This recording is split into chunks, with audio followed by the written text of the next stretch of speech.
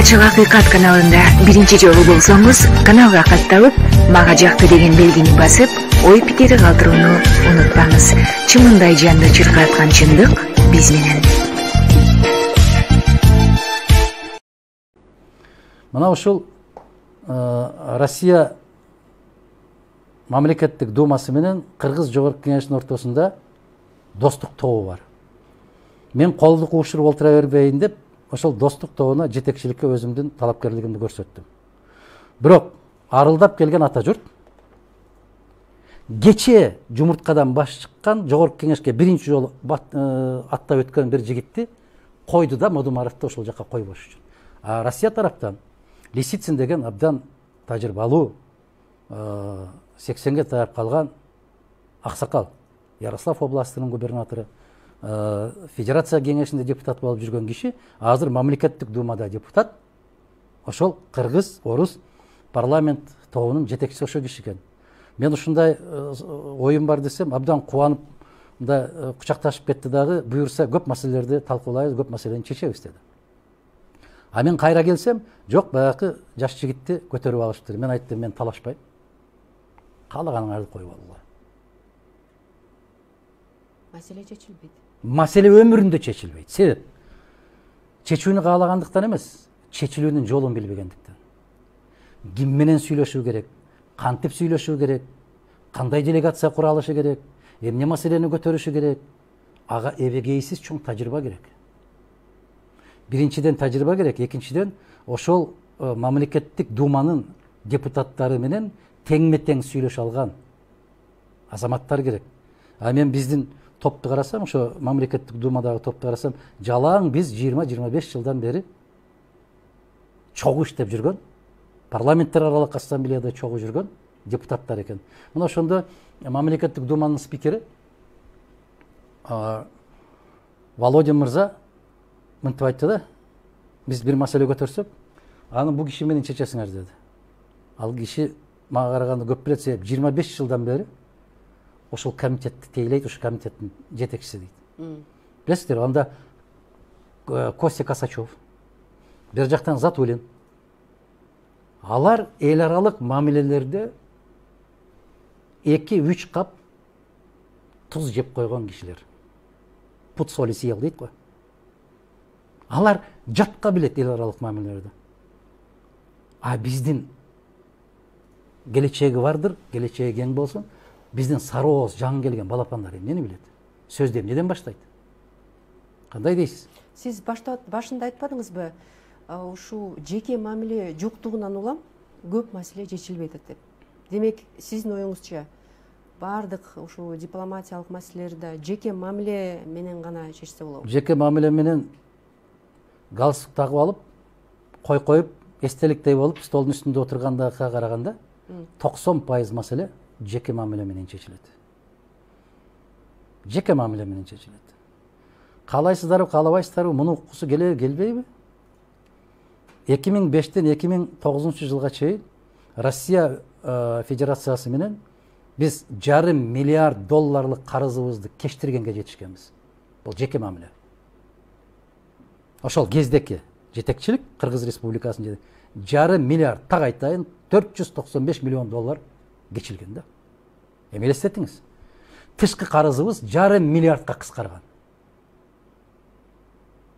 Азыр 2 жылдан бери тышкы карызыбыз канча миллиардка көбөйдү?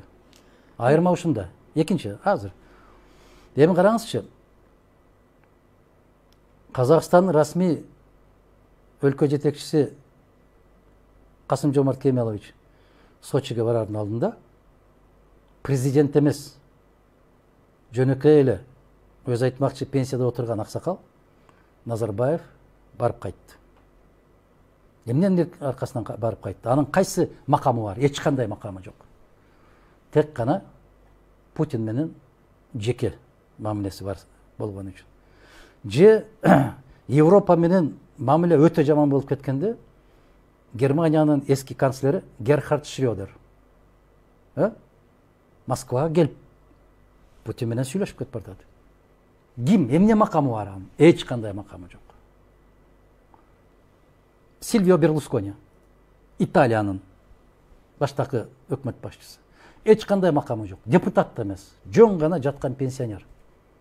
Кайсы убакта кааласа телефон чалат, Путин менен сүйлөшөт, келет, жолугат. Калай Европанын каалаган башка мамлекетинде жолугушат. Эмне эсебинен? Жеке мамиле эсебинен. Бирок ЭАКТын мүчөсү эмес. Бирдиктүү экономикалык бир биримдиктин мүчөсү эмес Өзбекстан. Мирзиёев мырза Россиянын жетекчилиги менен каалаган маселесин чечет. Макулсузбу? Мына экөөнүн ортосунда мамилени караңыз. Мына мен Россияда айтып атпаймынбы, кече саат 3-те учуп келдим. Өзбекстандын жарандарына, Кыргызстандын жарандарына коюлган кыйынчылык байкалбайт, сезилбейт. Эркин. Бизге керегем сага айтам, келиним сен ук дегенде ишараттар болуп атат. мен ошого келатам да. Сиз айтып атпайсызбы? Ушу авторитети бар, анан жеке мамиле менен чечиш керек депчи. Ошол эле кезде 2 жыл болуп кетпеди, Садыр Жапаров президент болуп келди да. Ошондон бери Россия президенти өзү деле кыр көрсөтүп, мындай алымсынбай дегендей мамиле кылып атканына эмне биз кандай мамиле өзүбүз кылышыбыз керек анда? Биздин мамлекет башчы. Кандай мамиле кылыш керек? Россия өзү ошого түртүп атпай, ошондой мындай салкын мамилеге. Биринчиден мындай. Кадыр Баркты күч менен ала албайсың. Кадыр Баркты мамиле менен аласың. Ишеним менен аласың. Мисалы, Россия улуу держава катарында бизди тоготпай атат, антип атат, минтип атат деген ойлор кеткен болсо, карап көрүңүз. Бизден кичине, бизден алсыз өлкөлөрдүн жетекчиликтери менен кандай керемет мамиледе болуп атат. Кандай дейсиз? Жеке инсандык мамиле керек. Эгер булар башынан баштап ага бир айтып, буга бир айтып, улам пикирин өзгөртүп, позицияларын өзгөртүп, айткан сөздөрүнөн кайтып кете берген болсо, ким болсо ошол болсун, аны менен эч ким эсептешпейт. Аны менен эч ким мамиле кургусу келбейт. Айтып атпаймынбы, биз жамааттык коргонуу кеңешинин мүчөсүбүз. Бул эң чоң саясий, башта саясий эле, жала саясий, кийинки кезде аскердик болуп калды. Саясий, аскердик уюм болуп калды. Биз ошонун уюмдун мүчөсү экендигибизге карабай, бизге далын салып коюу бул биздин өзүбүздүн аракетибизден көз каранды.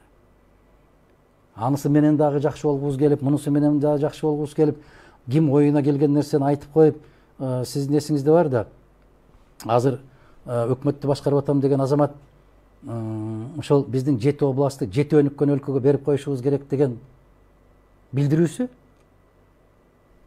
алар тарабынан өтө чочулоону жаратат. Түшүнүп атасызбы? Сиз элестетип көрсөңүз, Чүй областын Америкага берип койсо. Муну Акылбек Жапаров ачык айтты, жарыялады. Кече дагы интервью берип атканда, кимге, сизге берип атканда айтты, менин демилгем колдобой атат, мен эми закон жазып, закон аркылуу ушуну ишке ашырам деп. Эгер ошондой мыйзам жазып, жогорку кеңешке киргизсе, жогорку кеңеш дегениң аны 5 секунд талкуулабай туруп эле кол коет. 5 секунд талкуулабай туруп добуш беришет.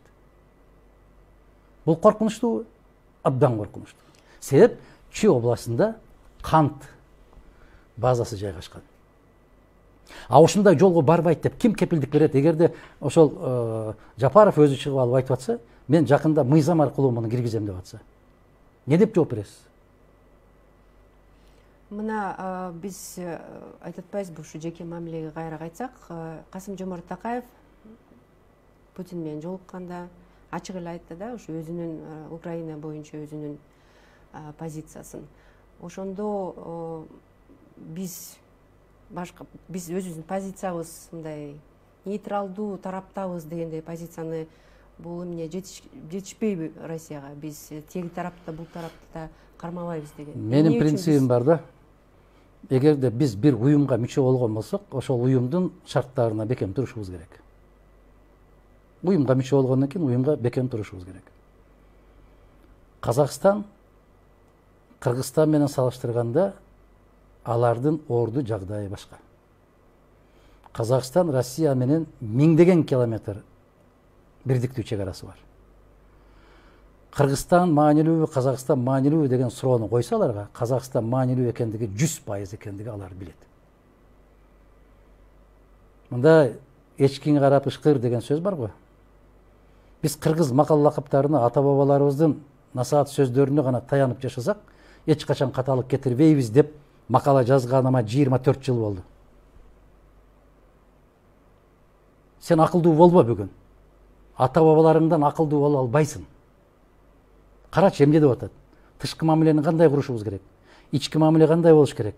Соода мамилеси кандай болуу керек? Баарын ата бабаларыбыз энциклопедия кылып айтып кеткен. Мына сага идеология ошол. Доско достой, жатка жаттай дейт. Эгер биз бардык тарабынан көз каранды болуп аткандан кийин калп эле кыйкырып көкүрөк кагыштын кажети жок. Бизде соңку бейрасмий маалыматтарга караганда 1,5 миллион кыргызстандык бүгүн Россияда. 1,1 миллионге жакыны убактылуу иштеп жүргөндөр, 400 миңден ашыгы жарандык алган кыргыздар. Кайда барасың?